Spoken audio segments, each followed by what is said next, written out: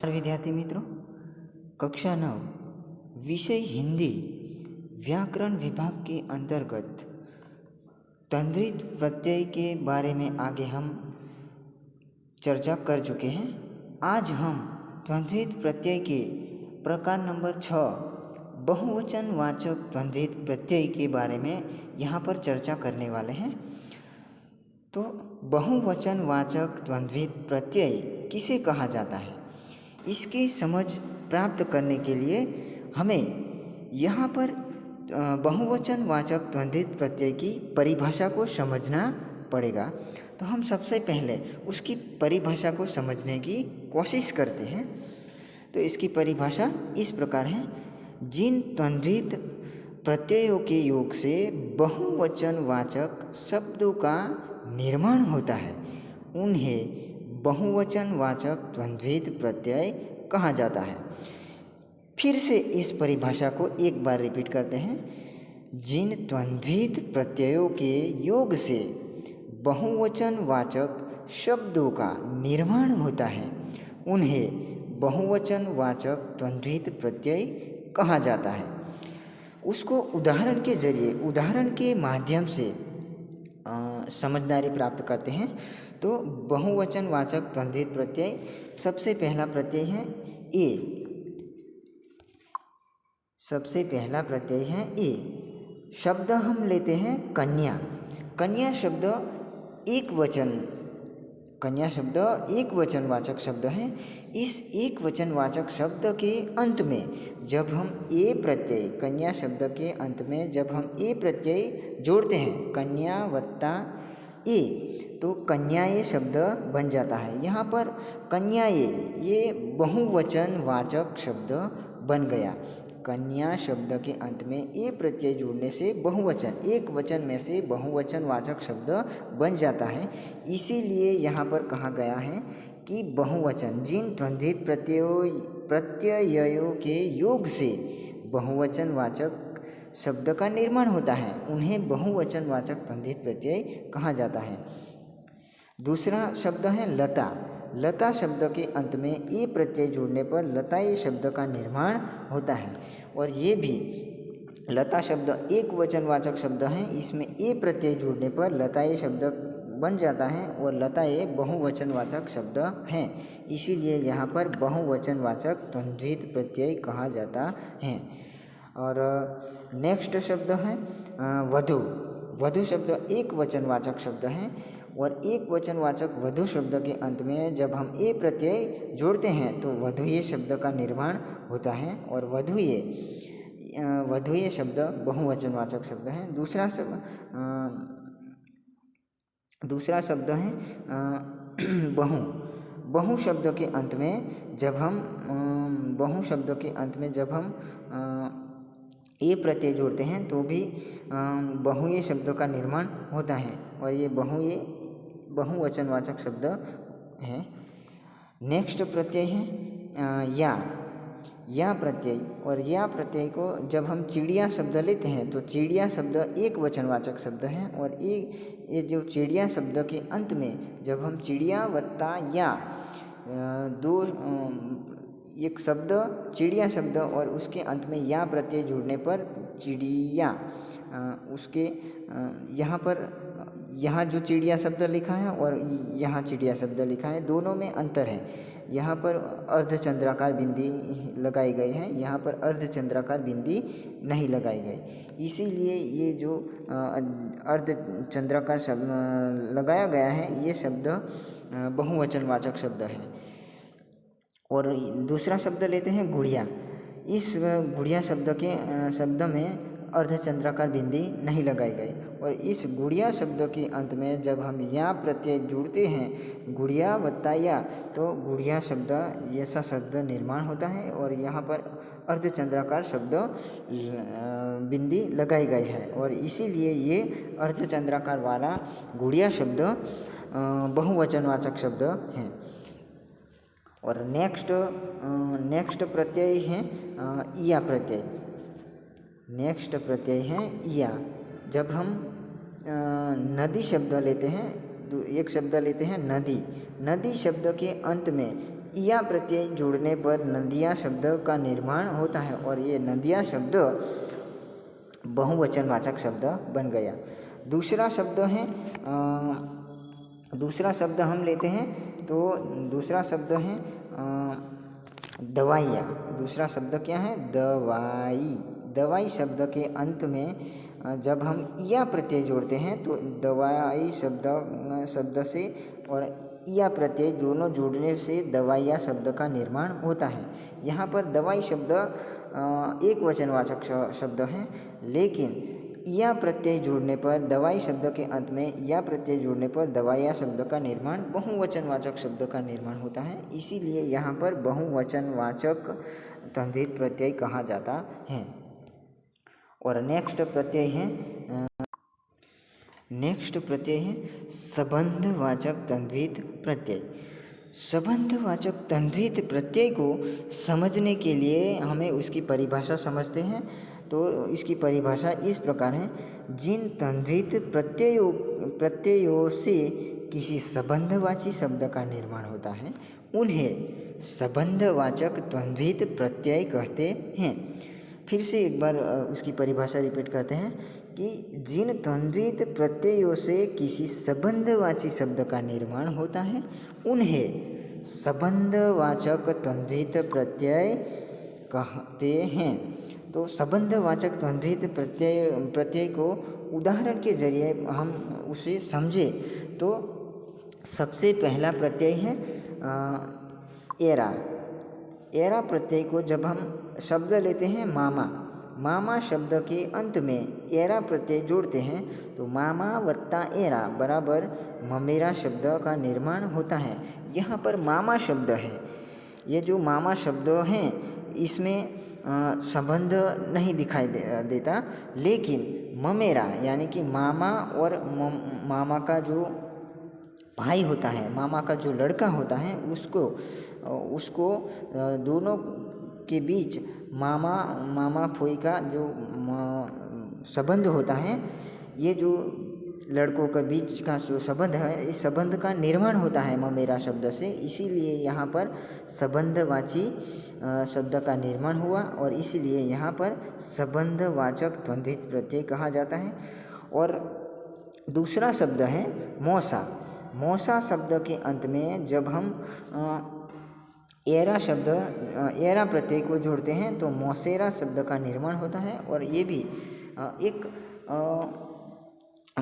मासी का लड़का और मौसा का लड़का, ये जो इन दो लड़कों के बीच जो संबंध होता है वो मौसेरा संबंध कहा जाता है। इसीलिए यहाँ पर मौसेरा संबंधवाचक तंद्धित प्रत्यय है। दूसरा प्रत्यय है आल। जब हम शब्द लेते हैं ससुर शब्द के अंत में जब हम आल प्रत्यय को जोड़ते हैं, ससुर वत्ता आल यानी कि ससुराल शब्द का निर्माण होता है। यहाँ पर भी ससुर के जुड़ा हुआ प्रत्यय ससुर के पीछे ससुर के अंत में आल प्रत्यय जोड़ते हैं तो ससुराल शब्द का निर्माण होता है। ससुराल यानी कि जो बहू अपने ससुराल जाती हैं तो ये दोनों के बीच जो संबंध होता है उसका निर्माण होता है। इसीलिए यहाँ पर संबंधवाचक तंद्धित प्रत्यय कहा जाता है। उसी प्रकार नाना शब्द के अंत में आल प्रत्यय जोड़ने पर ननिहाल शब्द का निर्माण होता है, उससे भी संबंधवाचक तंद्धित प्रत्यय दिखाई देता है।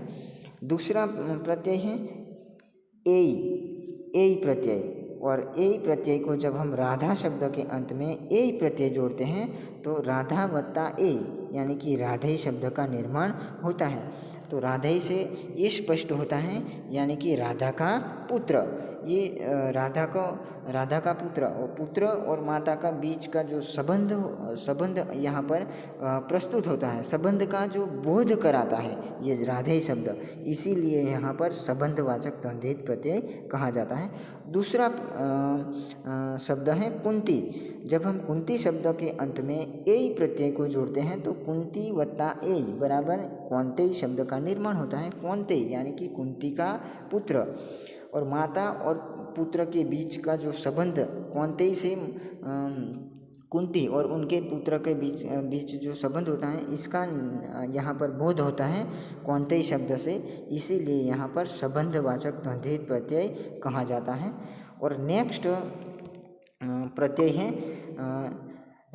नेक्स्ट प्रकार है लघुतावाची तंद्वित प्रत्यय। तो लघुतावाची तंद्वित प्रत्यय क्या है, लघुतावाची तंद्वित प्रत्यय किसे कहा जाता है, तो इसको स्पष्ट करने के लिए हमें उसकी व्याख्या को समझना पड़ेगा। तो व्याख्या इस प्रकार है, जिन त्वंद्वित प्रत्ययों से लघुतावाची शब्दों का निर्माण होता है उन्हें लघुतावाची तंद्वित प्रत्यय कहते हैं। जिन त्वंद्वित प्रत्ययों से लघुतावाची शब्दों का निर्माण होता है उन्हें लघुतावाची तंद्वित प्रत्यय कहते हैं।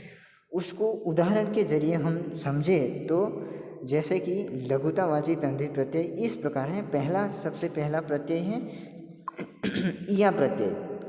जब हम शब्द लेते हैं खाट शब्द को हम खाट शब्द को लेते हैं तो ये जो खाट शब्द हैं, खाट शब्द के अंत में इया प्रत्यय को जोड़ते हैं, इया प्रत्यय को खाट शब्द के अंत में जोड़ते हैं तो खटिया शब्द का निर्माण होता है। दूसरा है डिब्बा शब्द लेते हैं, डिब्बा शब्द के अंत में जब हम इया प्रत्यय को जोड़ते हैं तो डिब्बिया शब्द का निर्माण होता है और उससे लघुतावाची तंद्वित प्रत्यय का बोध होता है, इसीलिए ये लघुतावाची तंद्वित प्रत्यय कहा जाता है। नेक्स्ट प्रत्यय है ई प्रत्यय। और ई प्रत्यय को जब हम रस्सा शब्द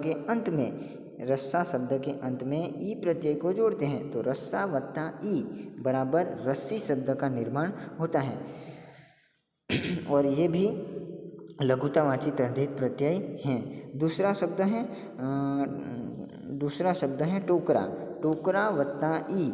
उसके टोकरा शब्द के अंत में जब हम ई प्रत्यय को जोड़ते हैं तो टोकरी शब्द का निर्माण होता है और ये भी लघुतावाची तंद्वित प्रत्यय हैं।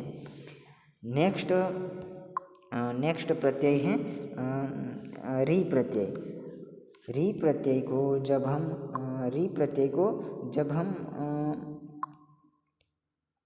प्रत्यय को कोठा शब्द के अंत में जब हम जोड़ते हैं तो कोठरी शब्द का निर्माण होता है। कोठरी यानी कि अनाज भरने की और जिसमें अनाज रखा जाता है उस जगह को कोठरी भी कहा जाता है। दूसरा शब्द है छाता शब्द से जब हम री प्रत्यय बाद में छाता शब्द के अंत में जोड़ते हैं तो छतरी शब्द का निर्माण होता है। यहाँ पर लघुतावाची तंद्वित प्रत्यय का बोध होता है। दूसरा प्रत्यय है डी प्रत्यय। डी प्रत्यय को हम संदूक शब्द के अंत में जोड़ते हैं तो संदूकड़ी शब्द का निर्माण होता है। उसी प्रकार पंख शब्द के अंत में जब हम डी प्रत्यय जोड़ते हैं तो पंखुड़ी शब्द का निर्माण होता है और यहाँ पर पंखुड़ी से भी लघुतावाची तंद्वित प्रत्यय का बोध होता है। नेक्स्ट प्रत्यय है टी प्रत्यय। टी प्रत्यय को जब हम लंगोट शब्द के अंत में जोड़ते हैं तो लंगोटी शब्द का निर्माण होता है। लंगोटी शब्द से लघुतावाची तंद्वित प्रत्यय का बोध होता है, इसीलिए ये लघुतावाची तंद्वित प्रत्यय हैं। त्वंद्वित प्रत्यय का 9वां प्रकार है क्रमवाचक त्वंद्वित प्रत्यय। तो क्रमवाचक त्वंद्वित प्रत्यय किसे कहा जाता है, तो इसकी परिभाषा इस प्रकार है, जिन त्वंद्वित प्रत्ययों के योग से क्रमवाची शब्दों का निर्माण होता है उन्हें क्रमवाचक त्वंद्वित प्रत्यय कहते हैं। दूसरी बार उसकी परिभाषा को रिपीट करते हैं, जिन त्वंद्वित प्रत्ययों के योग से क्रमवाचक त्वंद्वित प्रत्ययों का निर्माण होता है उन्हें क्रमवाचक त्वंद्वित प्रत्यय कहते हैं। तो क्रमवाचक त्वंद्वित प्रत्यय का उदाहरण के तौर पर हमें देखें तो इस प्रकार है। सबसे पहला क्रमवाचक त्वंद्वित प्रत्यय में सबसे पहला प्रत्यय है वा प्रत्यय। वा प्रत्यय को जब हम शब्द लेते हैं नौ शब्द, ये संख्यावाचक शब्द हैं और ये जो संख्यावाचक 9 शब्द को अंत में जब हम वा प्रत्यय जोड़ते हैं तो 9वां शब्द का निर्माण होता है। ये जो 9वां शब्द है ये क्रम का बोध कराता है। 9वां शब्द से हमें उसका क्रम का बोध होता है, इसीलिए यहाँ पर क्रमवाचक त्वंद्वित प्रत्यय है। दूसरा शब्द लेते हैं 10। 10 शब्द के अंत में 10 वत्ता वा बराबर 10वां शब्द का निर्माण होता है और 10वां शब्द से क्रमवाचक उसका क्रम का बोध होता है 10वां से, इसीलिए यहाँ पर 10वां भी क्रमवाचक तंद्रित प्रत्यय कहा जाता है। दूसरा प्रत्यय है हरा। हरा प्रत्यय को जब हम एक शब्द के अंत में हरा प्रत्यय को जोड़ते हैं तो हरा वत्ता एक बराबर इक हरा। इक हरा शब्द का निर्माण एक वत्ता हरा बराबर एक हरा शब्द बनता है और इक हरा यानी कि उसके क्रम का भी बोध होता है, इसीलिए यहाँ पर इक हरा शब्द को क्रमवाचक तंद्रित प्रत्यय जुड़ा है ऐसा हम कह सकते हैं। दूसरा शब्द हम लेते हैं 2। ये जो 2 संख्यावाचक शब्द हैं और इस 2 शब्द के अंत में हरा शब्द को जोड़ते हैं तो 2 वत्ता हरा यानी कि दोहरा शब्द का निर्माण होता है और दोहरा शब्द से भी क्रमवाचक तंद्रित प्रत्यय का बोध होता है। तीसरा प्रत्यय हम लेते हैं गुना प्रत्यय। गुना प्रत्यय को जब हम 2 शब्द के अंत में जोड़ते हैं तो 2 वत्ता गुना यानी कि 2 गुना शब्द का निर्माण होता है और इस 2 गुना शब्द से क्रमवाचक तंद्रित प्रत्यय का बोध होता है। नेक्स्ट शब्द लेते हैं 3 शब्द। 3 शब्द के अंत में जब हम गुना प्रत्यय को जोड़ते हैं तो 3 वत्ता गुना यानी कि तिगुना शब्द का निर्माण होता है और ये तिगुना शब्द से क्रमवाचक तंद्रित प्रत्यय का बोध होता है। यहाँ पर क्रमवाची शब्दों का निर्माण होता है। ये जो गुना शब्द से भी क्रमवाची शब्दों का निर्माण, जो 3 शब्द के अंत में गुना शब्द जोड़ते हैं तो क्रमवाची शब्द का निर्माण होता है जैसे कि तिगुना, इसीलिए यहाँ पर क्रमवाचक तंद्रित प्रत्यय कहा जाता है।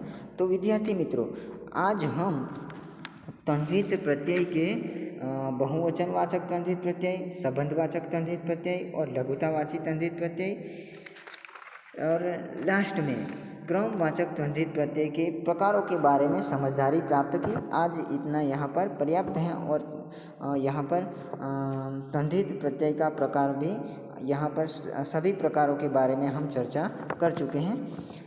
तो विद्यार्थी मित्रों, आज हम इतना यहाँ पर समझदारी प्राप्त की, इतना पर्याप्त है और नेक्स्ट व्याकरण विभाग के जो नेक्स्ट व्याकरण के विभाग बाकी हैं उसके बारे में हम नेक्स्ट वीडियो में चर्चा करेंगे। अस्तु।